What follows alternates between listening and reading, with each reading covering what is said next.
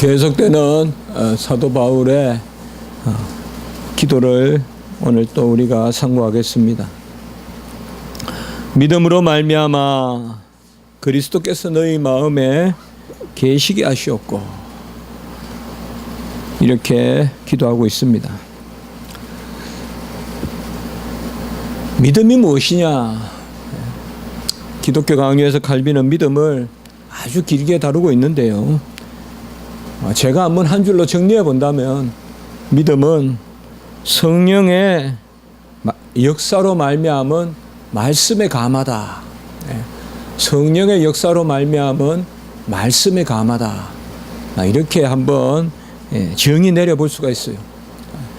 믿음은 성령의 역사가 있어야 됩니다. 어떤 세속적인 지식이나 또 우리가 닦은 그러한 과학적인 사색이나 이런 것으로 또 어떤 정서적 감동으로만 믿음이 생기는 것이 아니라 성령의 역사인데, 이 성령의 역사로 말미암아 말씀이 우리 안에 감동을 줘서 우리가 그것을 받아들이게 하는, 그러니까 성령의 역사로 말미암은 말씀에 감하다. 우리가 믿음이다 이러면 일단 추상적이고 잡히는 게 없고 그냥 막연하고, 이러니까 믿음은 그냥 내가 믿음 있다 하면 그냥 믿음 있는 것 같고, 우리가 지식은 그렇지 않죠.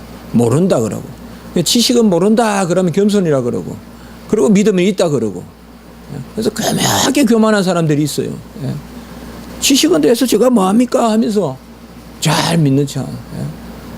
믿음의 세계는 그걸 넘어서 있죠, 이런 기분으로 말이에요. 그러나 그게 아니에요. 믿음은 성령의 역사로 말미암은 말씀의 감화, 곧 하나님의 지식의 감화. 그래서 칼빈의 기독교 강요의 믿음 부분에 보면 계속 말씀과 성령이 두 바퀴가 움직이는 것을 볼 수가 있어요. 처음에는 이게 무슨 믿음이냐, 근데 아주 와닿는 거예요. 말씀과 성령, 말씀과 성령, 그것이 바로 믿음이다. 이미 우리가 에베소서 2장 8절에 보면 바로 그 은혜에 의하여 믿음으로 구원을 받았는데 이것이 너희에게서 난 것이 아니요 하나님의 선물이다라고 해서 믿음을 선물이라고 그렇게 말씀하고 있는 것을 우리가 보았습니다. 여기 오늘 말씀에 믿음으로 말미암아, 이것은 믿음이 도구가 된다. 그래서 도구적 원인이다라고 이렇게 해석합니다. 믿음은 하나님의 작정이 하나님의 경륜에 따라서 우리에게 주어지는 것이요. 그러니까 창세전에 구원받을 백성을 정하시고 그 구원받을 백성에게 그리스도의 의를 전가해 주시고 또 성령이 임재하게 하시고 그 가운데 믿음은 주어지는 것입니다. 그래서 전문적으로 이런 것을 우리가 믿음에, 또 저도 그렇게 표현하는데 수동적 성격이다. 그러니까 믿음은 주어지는 것입니다. 하나님이 떠받치는 것이지 우리가 최종의 어떤 그러한 결론을 가지고 그게 아닙니다. 하나님이 우리에게 바치고 하나님이 우리를 붙드시고 하는, 그래서 믿음은 하나님의 작정이 그 경륜에 따라서, 그러니까 창세전에 정하셨던 하나님의 작정이 이제 때를 쫓은 경륜, 곧 질서, 섭리에 따라서 우리에게 주어지는 것이에요. 그러니까 믿음은 구원받은 백성, 곧 선택된 백성, 작정된 백성, 선택의 작정이 있는 백성에게 시절을 쫓아서 주어지는 것이에요. 어떻게 보면 하나님이 우리에게 믿음을 주시는 시간이 정해져 있어요. 그걸 우리 구원이라고 하는 거예요. 그래서 믿음은 우리로부터 나오는 것이 아니라 주어지는 것이다. 위로부터 주어지는 것이므로 믿음에는 어떤 공로도 없습니다. 분명히 우리가 믿는다라고 말하지만은 이것을 더 깊이 실체적으로 보면 하나님이 믿음을 주신다. 또 그걸 조금 다르게 표현하면 믿게 하신다. 그래서 믿음을 주신다, 이런 개념으로 아까 우리가 2장 8절에 그것이 은혜의 선물이다. 선물은 주는 거잖아요. 그래서 우리가 이렇게 믿음을 바라봐야 됩니다. 우리가 어떻게 믿어서, 우리가 스스로 믿어서 그리스도가 우리 안에 계시게 하시겠습니까? 오늘 17절에 믿음으로 말미암아 그리스도께서 너희 마음에 계시게 하라라고 이렇게 말하는데, 이런 것을 우리가 덥석거야 내가 믿어서 그리스도를 내 쪽으로 땡기듯이, 내가 믿어서 그리스도가 비로소 내 안에 들어오게 되고 내 믿음이 구원의 출발이듯이 그렇게 생각하시면 안 됩니다. 우리는 구원 서정이라는 것이 있는데, 구원의 질서라는 것이 있는데, 제일 먼저 있는 게 선택의 작정이에요. 그리고 부르심과 믿음이 있는 거예요. 그래서 믿음은 하나님이 선물로 주셔서 그리스도가 우리 안에 계시고, 그래서 그를 우리가 비추고 그를 호흡하고 그와 하나가 되어서 사는 상태, 이렇게도 한번 표현해 볼 수가 있겠죠. 그것이 믿음입니다. 그러니까 그리스도가 우리 안에 계셔요. 이건 내가 올라가서 계신 게 아니야. 그리스도가 나 안에 들어오신 거예요. 내가 올라감이 유익인 것은 너희 속에 들어가기 위한 것이에요. 성령을 주셔서 그리스도가 내 안에 들어오셔서, 들어오시니까 뭐예요? 비치는 거예요. 그렇죠, 여러분들. 빛이 들어오니까 비치는 거잖아요. 동굴이 밝아지고 그리스도가 들어와서 그리스도를 비추고, 그리스도가 생명이므로 그리스도가 들어오니까 비로소 호흡을 시작하고, 그리고 그리스도가 우리 안에 들어오니까 그와 더불어 함께 사는 이 모든 상태를 우리는 뭐라고 부를 수 있느냐? 믿음이라고 할 수 있어요. 예. 믿음이라고 할 수 있어요. 그러니까 믿음을 그저 정서적 상태로만 이렇게 생각하지 마시고, 믿음은 구원받은 백성의 내적 상태다. 그래서 예수 그리스도가 우리 안에 들어오심으로 말미암아, 성령의 그러한 임재로 말미암아 그리스도가 우리에게 들어오심으로 말미암아 그를 비추고 그를 호흡하고 그리고 그와 더불어 사는 상태가 바로 믿음이다. 자꾸 믿음을 그저 정서적인 것으로만 생각하니까 정서적으로 믿음이 없니 다운돼요. 이거는 성도의 삶에 있어서 상당히 심각한 문제예요. 저도 교회에서 이렇게 보면요, 상당히 심각한 문제예요.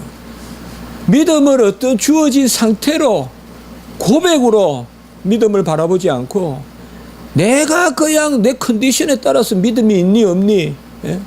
어떨 때는 내가 뭐 요새 믿음이 있고 어떨 때는 아마 그런 말을 들으면 좀 답답해요. 예? 매일 제대로 보수적인 신학을 하고 개혁 신학에 서 있다 하면서도 우리가 꼭 알미니안 같이 말이에요. 알미니안이 뭐예요? 믿음의 공로가 있다고 생각하는 사람들이에요. 예?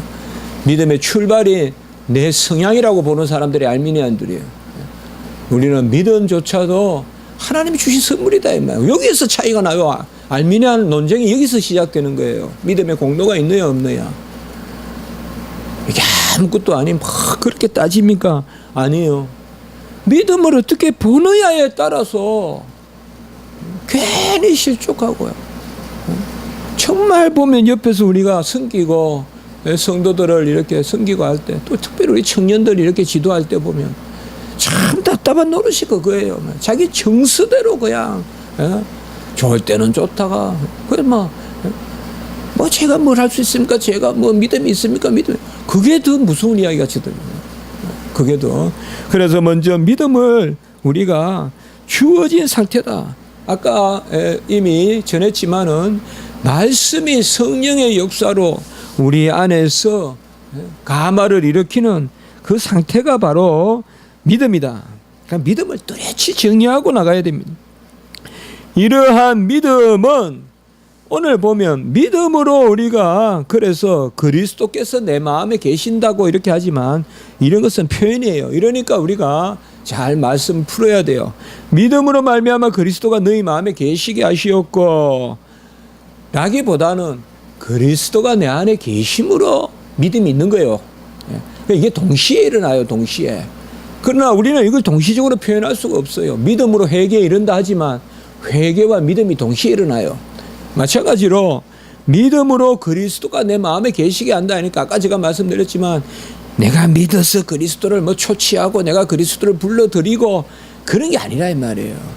바로 그리스도가, 제가 아까 말씀을 드렸죠. 성령의 역사로 그리스도가 내 안에 계심으로 내가 비추고 내가 그와 더불어 호흡하고 내가 그와 더불어 함께 사는 상태가 믿음이라 이 말이에요. 그게 믿음이라 이 말이에요. 그래서 이런 말씀을 읽을 때 그래서 이게 우리가 신학적 소양과 교리적 소양을 갖추어야 돼요. 또 그런 것을 교회에서 가르쳐야 돼요. 이 구절만 보면 내가 믿으면 그리스도를 부르기도 하고 그리스도를 내보내기도 하고 그러한 잘못된 생각에 빠지게 됩니다. 자, 그리스도가 내 안에 계심으로 내가 그와 더불어 사는 이 상태를 믿음이라고 했을 때 필히 믿음에는 그 그리스도의 사랑이 역사하게 되는 거예요. 이렇게 우리가 나가야 돼요. 그래서 바로 그 다음에 뭐예요? 너희가 사랑 가운데서 뿌리가 박히고 터가 굳어져서. 자, 잘 알 것은 사랑이 시작이 아니라 믿음이 시작이에요. 우리가 많은 경우에 사랑은 신학적으로는 그냥 선행이라고 보면 돼요. 선행이 먼저가 아니라 믿음이라 이 말이에요. 곧 사랑은 믿음의 열매란 말이에요. 자, 그러면 아까 우리가 보통 잘 착각하듯이 내가 정서적으로 믿는 것이 믿음이다. 그래서 내가 사랑한다. 이게 얼마나 힘들어요. 믿는 것도 내가 해야 되고 사랑하는 것도 내가 해야 되고. 그러나 우리가 금방 이 말씀을 보았듯이 한번 설명해 본다면 성령의 역사로 그리스도가 내 안에 계시고 그 말씀에 따라서 우리가 그리스도와 함께 더불어 살고 함께 호흡하고 또 그의 빛을 비춤으로 그 그리스도가 누구냐면 그리스도를 비추는데 그 그리스도가 뭐냐? 사랑이시다 이 말이에요. 그래서 그리스도를 비추니 그 사랑이 뭐예요? 우리 안에서 뿌리가 박히고 터가 굳어진다 이 말이에요. 이런 것을 윤리적으로 해석하면 안 돼요. 그러나 그의 설교 들어보면 참 죄송한 이야기지만 그런 설교가 많다 이 말이에요. 사랑이 뿌리 박히게 해야 돼요. 뭐 습관적으로 사랑해야 돼요. 힘써야 돼요. 맞죠? 그러나 그 전에 뭐가 있느냐 하면 믿음이 있다 이 말이에요. 믿음이. 그래서 믿음을 바로 바라볼 때 그 믿음의 결실로서 사랑의 뿌리가 박힌다. 그래서 참 이게 지금 아주 잘 역동적인 표현이 됐죠. 믿음으로 그리스도가 우리에게 다 계시고 믿음으로 그리스도가 우리 마음에 계시고 이제 그 믿음에서 싹 이제 뿌리가 내려와서 사랑이 박힌다 이 말이에요. 그 그리스도가 누구기에? 사랑이기 때문에 말이에요. 그러니까 중요한 것은 내 안에 계신 분이 그리스도고. 그래서 사도 바울의 기도는 뭐냐? 18절에 보면 지식에 넘치는 그리스도의 사랑을 알고 라고 이렇게 말씀하고 있는 것입니다. 이런 것이 우리 신앙의 아주 중요한 요소입니다. 신앙에는 지식의 요소가 있다. 제일 첫 요소가 지식의 요소다. 매번 나누었죠 우리가. 그게 바로 말씀이다. 그래서 믿음은 말씀을 믿는 거예요. 구원의 믿음은 말씀의 믿음이에요. 그래서 믿음의 말씀이라 그러는 거예요. 로마서 10장에 디모데서에도 나오죠. 믿음의 말씀이라고 하는 거예요. 그래서 지식에 넘치는 그리스도의 사랑을 알고 이 지식은 뭐예요? 금방 우리는 같이 연결할 수 있어야 돼요. 믿음과 관계되는 말이에요. 믿음의 제1요소가 지식이에요. 믿음. 그 지식은 말씀이에요. 그래서 아까 말씀에 성령의 역사로 말미암은 말씀의 감화가 믿음이다 이 말이에요. 그래서 믿음은 믿음으로 지식에 넘치고 어떤 과학적 지식이 아니라 믿음으로서 우리에게 주시는 진리의 영의 역사로 주시는 그 지식의 넘침으로 그리스도의 사랑을 알아. 그래서 우리가 믿음, 소망, 사랑, 믿음, 소망, 사랑 이렇게 하면서 보통 이렇게 이제 일상적으로 말하지만 우리 개혁신학이나 이런 책에 보면 칼빈 기독교 강요도 마찬가지지만 항상 믿음, 소망, 사랑이 교리적으로 또 중요하게 다루어지는 걸 볼 수가 있어요. 그게 단지 수필같이 다루어지는 건 아니라 믿음과 소망과 사랑의 관계가 말이에요. 그러니까 여기서는 지금 믿음과 사랑에 대해서 그렇게 살펴보고 있어요. 이걸 우리가 잘 기억해야 된다 이 말이에요. 믿음에는 말씀의 요소가 있고 지식의 요소가 있고 그 지식이 그리스도의 지식이고 그래서 믿음은 들음으로 들음은 그리스도의 말씀으로 그리스도의 지식이고 그 그리스도가 사랑이기 때문에 그 지식을 갖게 되면 사랑의 뿌리가 내리고 로마 캐톨릭을 뒤집어 놨단 말이에요. 사랑이 먼저라고 한 거예요. 로마 캐톨릭은. 그래서 세상 사람들은 듣기가 좋아요. 사랑 사랑 그러니까 그게 한꺼풀 벗겨보면 그게 뭐예요? 선행이란 말이에요. 선행이 먼저 있고 믿음의 역사가 나타나요. 그게 공로주의란 말이에요. 우리는 그게 아니에요. 갈라디아서 5장 6절 사랑으로서 역사하는 믿음이다. 사랑으로서 역사하는 믿음이다.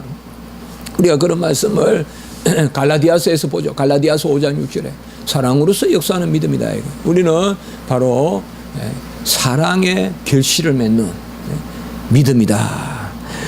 사도 바울은 빌립보서에도 보면 기도문이 있어요. 유명한 기도문이 있죠. 저도 신학교 다닐 때 이 구절을 항상 붙들려고 노력했어요. 빌립보 1장 9절에 보면 내가 기도하노라 너희 사랑을 지식과 총명으로 모든 총명으로 점점 더 풍성하게 하사. 제가 정말 배우고 할 때 참 이게 말씀을 많이 저한테 와닿더라고요. 너희 사랑을 지식과 모든 총명으로 더 풍성하게 하라.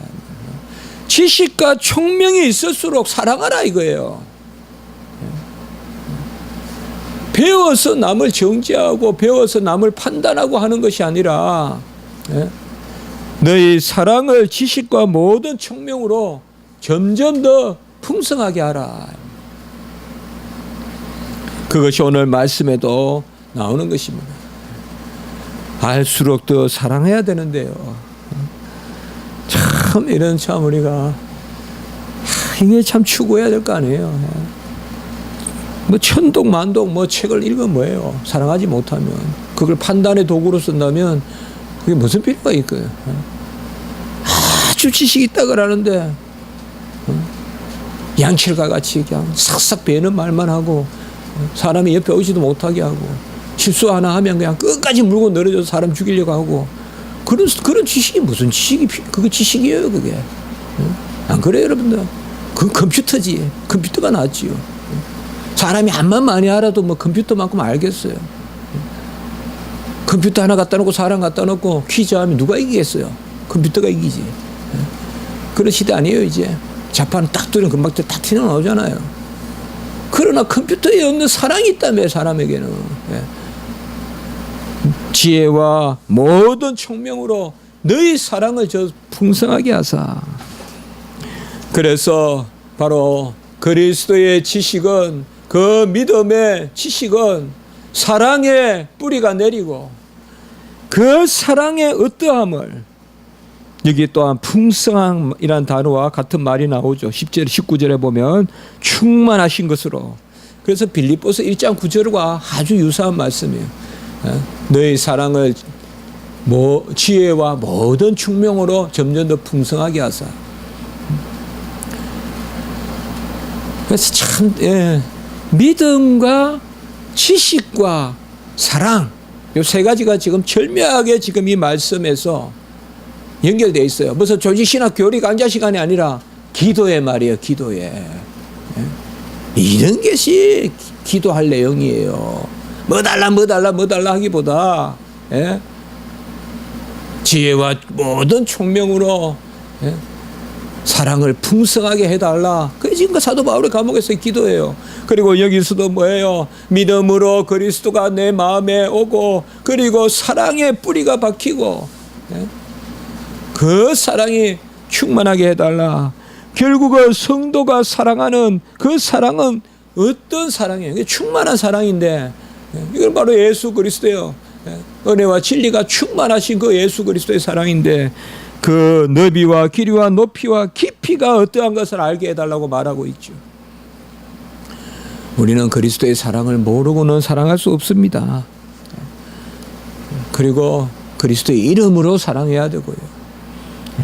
그리스도의 이름으로. 그 너비가 어떠함을 보라 그랬어요. 간단하게 제가 이게 쓴 대로 볼게요. 그 너비는 택한 모든 사람을 사랑하는 거예요.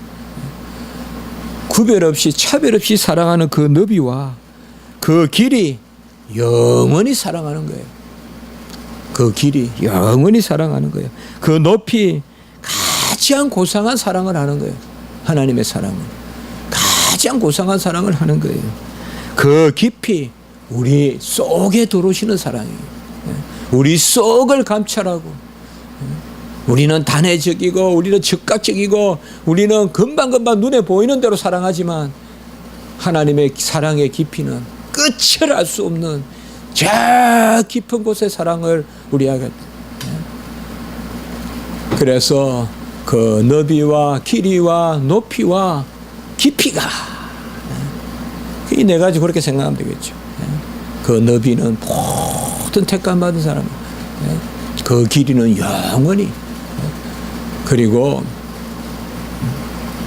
그 높이는 고상한, 그리고 그 깊이는 우리 전부, 우리 깊은 속을 헤아리시는 그 사랑을 충만하게 해달라, 이렇게 기도하고 있습니다. 이런 게 저는 설교하지만 이런 것들이 개혁 설교예요.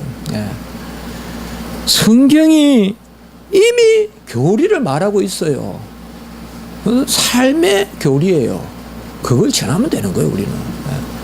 근데 이걸 자꾸 끌어내려서 오히려 속화시키는, 설교는 전하는 거예요, 그야.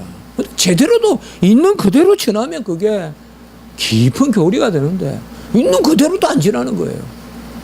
막 세속적으로 그냥 각색을 시키는 거예요. 오늘 여기 말씀 보세요. 믿음은 바로 지식의 요소가 있다. 이걸 가지고 지식은 뭐가 필요했냐? 그저 믿기만 하면 되지. 언제 성경이 그렇게 말하고 있냔 말이에요. 믿음은 들음으로, 들으면 말씀인데 그 말씀의 지식이 믿음인데, 그래서 우리는 있는 그대로 전한다 이 말이에요. 그래서 우리도 오늘 여기 말씀에 사도 바울의 기도가 우리에게 응하도록 기도하면 좋겠어요.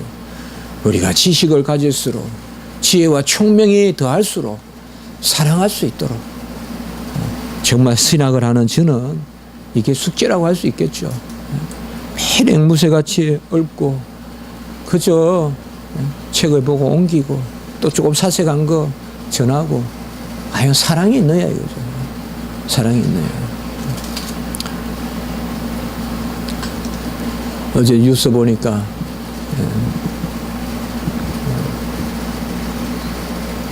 운전기사가 절도해서 쓰러져 있는데 골프 치러 가는 사람이 시간 없다고 트렁크 문을 열고 그냥 간 거예요. 그 트렁크 문을 열 수가 없으니까 쓰러져 있는 운전기사 주머니에서 열쇠를 꺼내서 문을 열고는 그 골프 그거 가방을 꺼내가지고